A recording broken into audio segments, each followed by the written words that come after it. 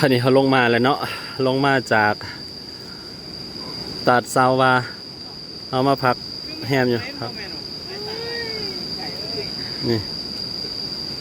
น้ำตกอยู่นี่ก็มีตกหมอกกำลังลงมา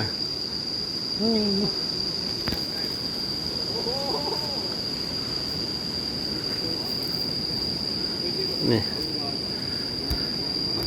ตัดซาวามันอยู่พูนแต่ห้องบ่ได้มันนี่บ่เห็นเห็ดแต่มันตกแบบ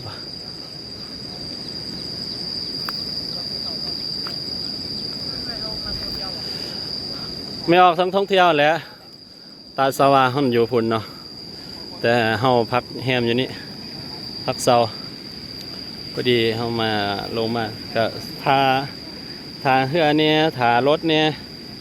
ก็จะประมาณนั้นครูบาอาจารย์ก็ได้ตากผ้าตากแพร่สินะก็ห้องก็ได้ห้องก็สมน้ำตกไป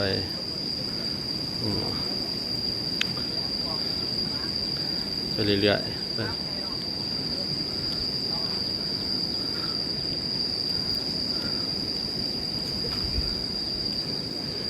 คือลงมาไวแท้โอ้พระอาจารย์ยังว่ามันหนักเด้ยังว่าเผายางมา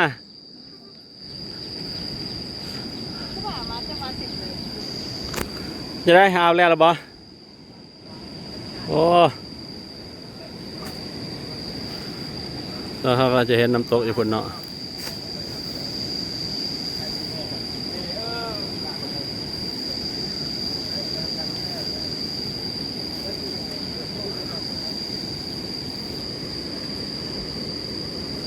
ลงมาไวแท้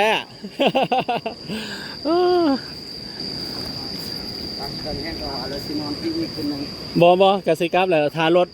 ทาอันนั้นมาเอ้าพวกเขาแหล่ยังวะโอ้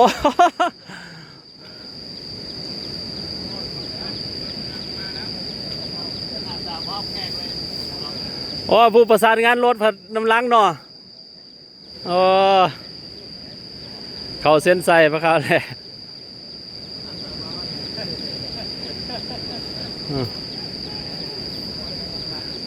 เมื่อแล้วบอกมาเนี่ย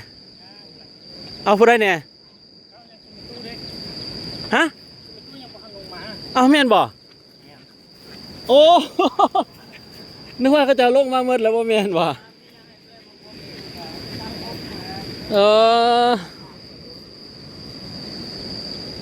เนาะพอไม่ตัวพันยังมาทันลงมา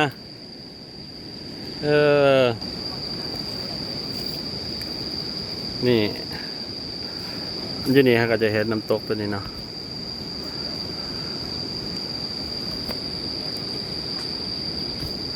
ตัวพอไม่ตัวพันลงมาไม่ขาวยังผมไม่ออกว่าท่านลงมาพอคนบ่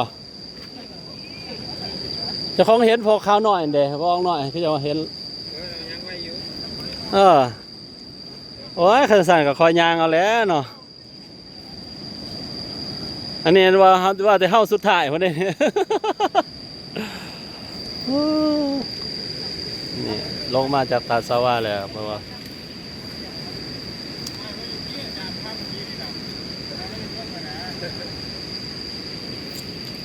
ยังใส่บอว่าได้ไปตัวนี้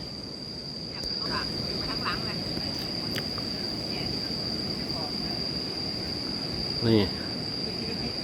มันต้องไปตัวนี้มัน